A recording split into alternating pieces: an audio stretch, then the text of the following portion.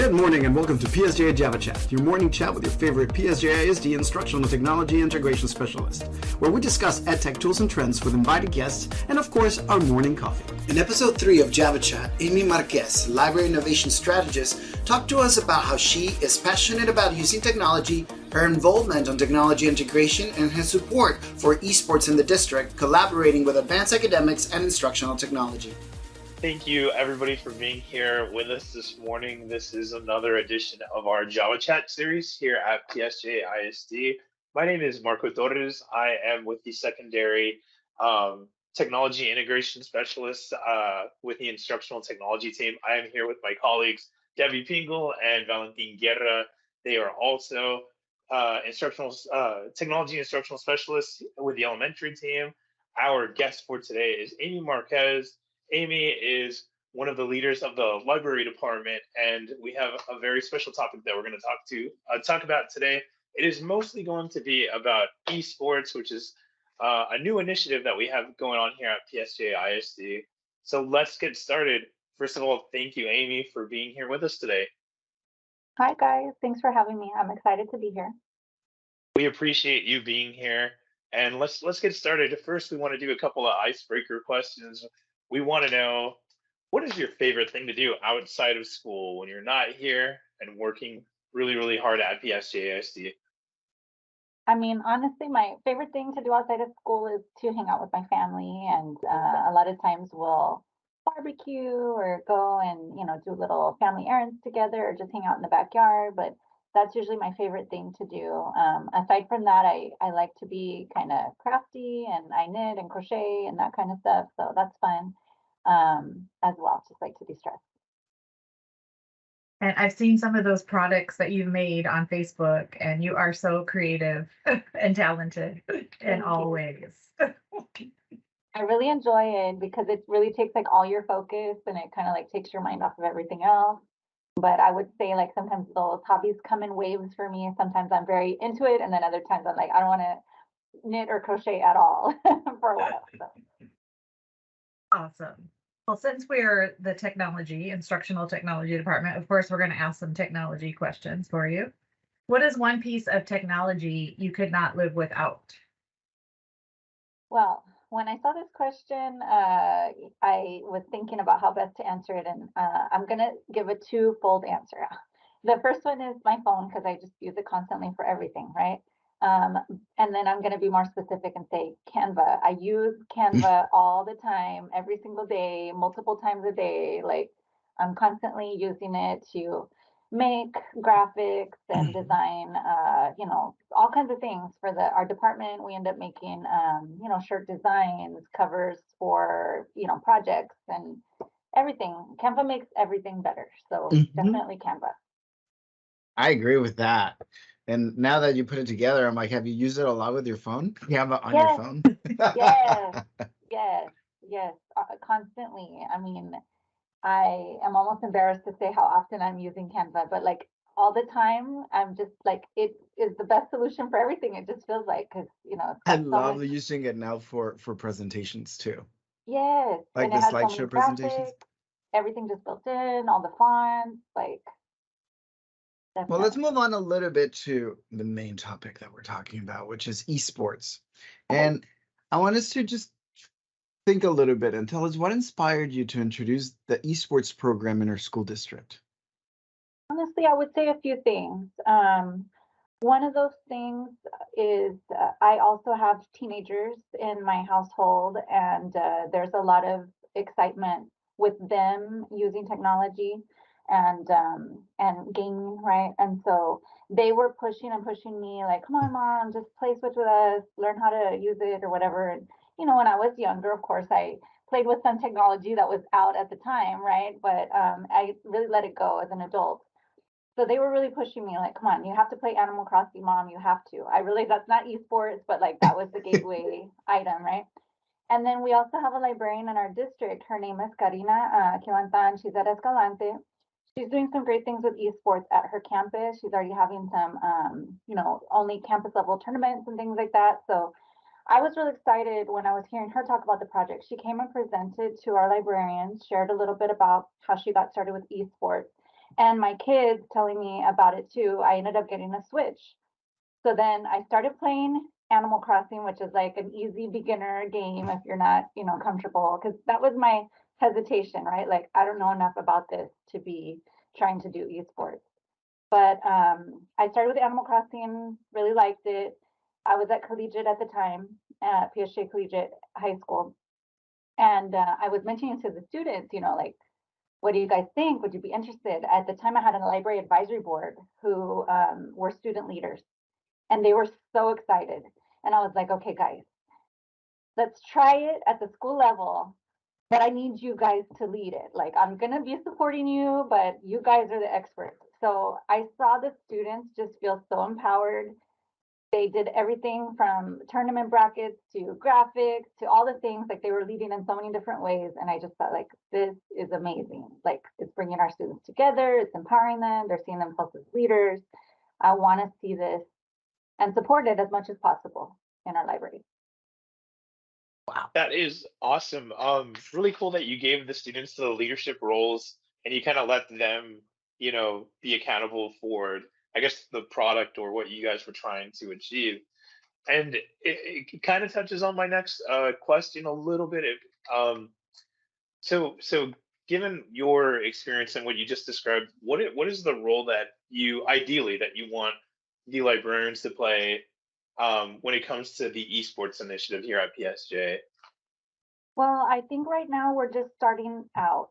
And so a lot of our librarians are probably in a similar spot to where I was at, feeling like I'm not sure that I know enough about technology in the role of like Switch and gaming and that sort of thing. Like, they're technology experts, but maybe not gaming experts, right? Mhm. Some of them. So I want them to feel comfortable and confident and feel like they're facilitators supporting our students who are already doing this, making it possible to do it at the campus in this gaming format, because by empowering the students, we can learn from them so much, right? It can help us build our own confidence in using the tools. And then there's just so many job opportunities surrounding esports available to our students that if we can give them that hands-on practice at school, help them see that this could actually be a career pathway for some of them, I think that's like very powerful. So I don't know if I answered your question, but like facilitating and the students. No, no, and Mhm. yeah, in facilitating, I think what we learned at the conference that we attended at Region One was the coaches are very their role is to actually they end up learning a lot more from the students than what they teach the students. So it's just like you said, for them to be supportive and to be facilitators is perfect. Yeah, And and I I think, like, oh, go ahead. sorry, I was just gonna say, I think that's a great gateway type of, way to start out too, especially if you don't feel like gaming is your niche and you know everything about gaming, by relying on our students who already have so much information, a wealth of knowledge, and just supporting them maybe like in the frameworks of how to do the tournaments or, the time management or the location, all of that. I think it's very empowering for them. Go ahead, Debbie, sorry. No, great. And I just love how you mentioned that there's so many opportunities that, I wasn't even aware of until I went to the esports conference, like the different career paths, that it was amazing how many there are. So I like that you're trying to bring that, to the district and expose kids that are into that avenue of gaming and show them what's out there for them, even scholarships, Yes, I available. had heard about some of the scholarships and I just thought, that's amazing that Mhm. colleges are offering scholarship opportunities. And like you mentioned, I wasn't aware that there was so many different careers around it. I was trying to kind of imagine like what career goes with this, you know what I mean? And then at the conference that she's referring to, they put up a graphic and there was just so many careers associated Mhm. with esports. So, I mean, as we move forward, technology, of course, is just ever evolving and more in the forefront. I mean, we can definitely see a lot of opportunities for students there.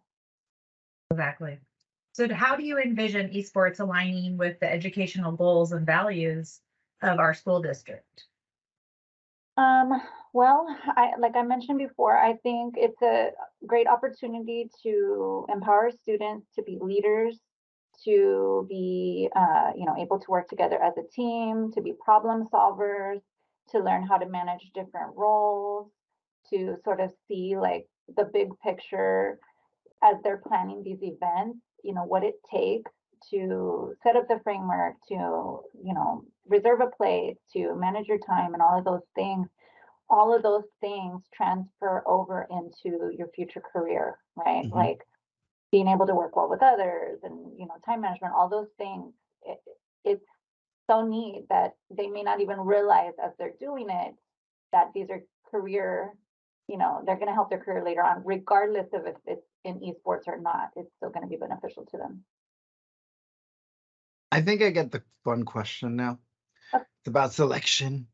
So, what are the types of games and platforms that you will be including in the esports programs? Have you thought about, is it going to be maybe a Switch or an Xbox or PlayStation? What kind of platforms to start with? And then let's go into if you have any games in mind as well. Okay. So at this point, we're hoping to launch this with our middle school librarians that are ready, right? So it'll be in some of our middle schools, and then some of our librarians will sort of be observing and learning, and then hopefully we can continue to fill it out in the middle school. And we're partnering with Mr. Murray from Advanced Academics, so I'm excited about that too. They really want to get esports going along, of course, with Instructional Technology Department. And I don't have the answers exactly, but what I'm kind of envisioning, because I still need to talk to them and flesh out all the details, is probably Switch, and then probably what's it called, Mario Kart. Okay. I know there's also Smash Brothers.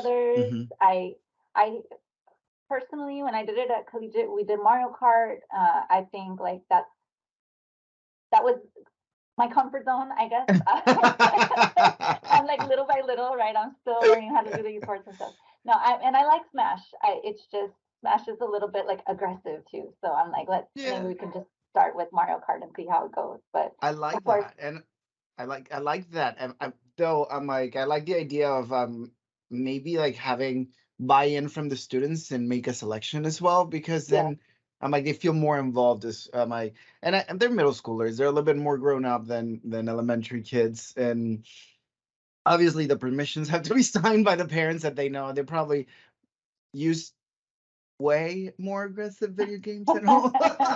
Yes, I would imagine that probably some of that is happening. Thank you for sharing. That's awesome. Maybe also, I think both of those games that you had mentioned, Smash and Mario Kart, those are games at the university and collegiate level that they're supporting students with scholarships from those. So those are good choices that you're considering. And I know you've kind of touched on it. Maybe one thing that we haven't talked about, and I know you were there talking about. At one of the meetings where they talked about the overall benefits of adopting esports, there was a social emotional learning impact there as well. But maybe you want to touch on it. So one of the last questions we're going to ask is, what do you think some of the overall benefits are for adopting esports for any school district? I think definitely, obviously what we talked about earlier about empowering the students to be leaders and that sort of thing, right? And all the skill set that comes along with it, but also just that community building and that feeling, that sense of like, I belong to something. I want to come to school every day because this is important to me. I feel like someone gets me, that sort of thing. And especially with our middle school students, that's a time when there's so many changes happening in their lives as far as, their emotions and their hormones, and, they're just changing so much so quickly that we want to make sure everyone feels, safe, like they have a place to be. Our libraries really strive to be a safe, welcoming environment, and we want to evolve with the times and make sure we're offering things that are going to really, capture the interest of our students. And this may seem a little non-traditional, right, to have esports in libraries, but really that is the trend. When we look at libraries across the nation, libraries are adopting esports into their programming because we want students to be active participants. It's a great option for a district. And this is such a great avenue for students that maybe aren't involved in sports, like physical sports. This is another avenue, for them to get involved with a group and compete. So that's pretty cool. Definitely. That would have been me. I was not in sports. I'm not highly coordinated for sports. So.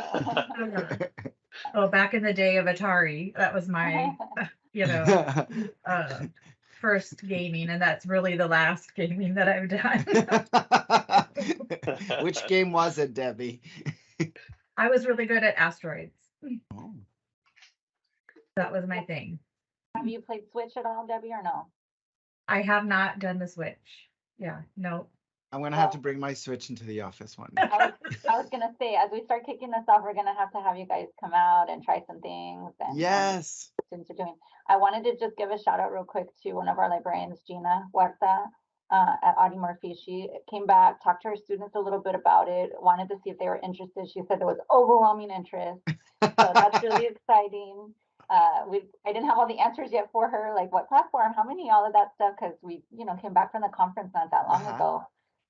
But yes, our students are really excited. Our librarians are excited. So can't wait to see how it all comes out.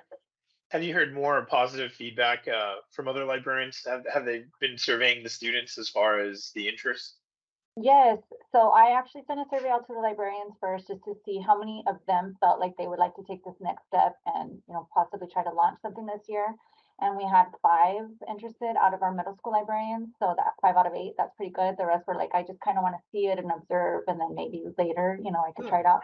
And then from there, they're kind of getting that feedback from the students to see. I love that. I love that you did that because you're doing a buy-in, and that's awesome because they need to be wanting to start participating. And I love that 5 of them. I'm like, that's a good percentage of librarians wanting to participate. And for those that are not feeling there yet, they're going to be able to experience that, be there and support. I'm like, that can be a support. And they're probably going to be like, oh, I wish I would have done it, because look at the overwhelming that you said it of the response at Audie Murphy. I'm like, I feel like all educators' food is students' response and students wanting to be there.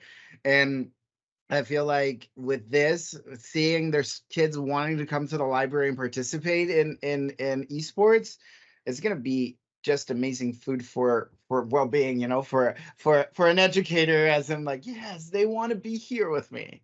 I don't know. It's very heartwarming. I mean, I loved it when I had the little tournaments there at Collegiate. The students were leading it. I was just standing back watching. I was like, oh my gosh, it's amazing. Eating popcorn. Yeah. I'm just gonna win. I'm like, I got all into it, and I'm not really into gaming, but you know what I mean? That's what the kids are into. So I need to make, that effort and that connection with them. And we make shirts for her sports, for esports, and her little. And we wanted to share. We actually have some of our students that are going to be going to the Fall Media Fair. High school students. They're going to be presenting. So this Friday at El Padre Island, we'll have some presenting on best practices for library, including makerspace. And it says esports because we're getting there. We're going to have the esports too, but I just thought, let me combine it all together. But we're excited. And so I just wanted to thank our librarians for, them being willing to take that extra step, to learn more, to, put themselves out there and try this new initiative with the students. We have great librarians in our district, so I can't wait to see, all the things unfold this year. Imagine when we have our esports competitions, and then we have like our esports cheerleaders coming to the events. Yeah, that would be fun. Yeah, it's good to know that the interest is there, with the students and as well as the leaders that are going to be leading those teams. Yes, I agree. So I know we've covered a lot about esports. Are there any other initiatives going on in the library department? What should PSJA be on the lookout for? Are there any other things that you're bringing out to PSJA? Well, like I mentioned just briefly, our high school students will be going out to the Fall Media Fair, which is awesome. They're going to be presenting some of the best practices that are happening in our library. So we'll be posting that pretty soon on social media. Another great thing that we have coming up, and it should be coming out soon, and the librarians don't know, so don't tell them. It's a surprise, but I mean, we're first. Now that cover your ears. They worked really hard on a Hispanic heritage anthology. So is the students' work and their different stories that they wrote. So each of our librarians will be getting the anthology to put in their libraries. And that's Nice. a partnership with the dual language program. So we're really trying to partner with a lot of our different departments: dual language, advanced academics, college and career readiness. The other thing that we have happening in our high school is we have lunch and learn seminars happening this year. We've got different sessions once a month at each high school. And it's an opportunity for students to come in and get prepared for their college and future careers. So like we have one today actually happening at each of our high schools from noon to 1. The students get lunch, and then they're also getting some time management best practices. So it's like a hands-on workshop happening at all the different high schools. So there's a lot of things happening. We're excited about all of them. And I just appreciate you guys giving me a chance to share some of them with you guys. Well, Are the let us lunch know. and We're learns happy are to for share. the students? What was that? The lunch and learn is for the students? Yes, yeah, students. So students sign up. We had one. We had one last month, and we had A and B lunch. So we had about 30 in each lunch period at every one of our high schools. And then this month, it's only one session from 12 to 1 because it's a virtual session. The presenter's presenting virtual, but our librarians are facilitating it in the room. So it's about 35 to 40 per campus. And so the students get lunch, they come in. Last time the STC librarian was there in person at each of the sites, and this time it'll be virtual. And then as we move forward, we'll have some different lunch and learn topics. One of them, we're gonna have an author come in, and it'll be like social emotional, it'll be like stress relief, it'll be around testing time. So we're excited about that too. Maybe you guys can pop in and just see. I will love that that. sounds neat. That's really cool. That would be That's awesome. really neat. Maybe we can even do some lunch and learn with technology. Sure. Yes. Tips and tricks on how to use your devices while you Okay. lunch and learn. I like that. I like that. Okay. Well, I think that's all our questions, but we're Yeah. so happy that you could join us today, Amy, and share what's happening with the esports, and hopefully we'll get a lot of excitement for that in the district, and to be able to move forward and actually have some teams and some competitions.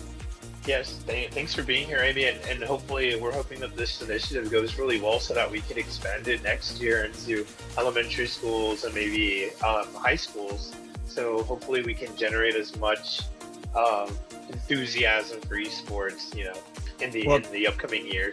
It'd be nice to have some computer pattern esports. Talking about elementary school, I think I mentioned to you this at the conference. We are having a pilot for Osmos in esports. They're trying to do esports with Osmos. So I know that you're familiar with Osmos, and it's actually technically with numbers and coding. So I have 2 of our CITs that are going to be doing a tryout. So I will give you more information because I want you to check it out as well. And then maybe I'll talk to the librarians in those 2 campuses so they can partner up or whatever. But they're doing a pilot. It's going to be just a 5-day pilot, and it will be competitions using numbers, which will be multiplication, addition, subtraction, and then using coding. I think it's with Vanta. I think that's the name of the company that is actually in charge of esports. So they're mainly for middle school and high school, but they partnered up with Osmo to be able to bring it up to the lower grades. So not only even focusing with first, second, and third as well. So that will be really cool. We'll see what we can do with that. That sounds exciting. Yes, Yeah. definitely. I would love to come over and check it out. Awesome.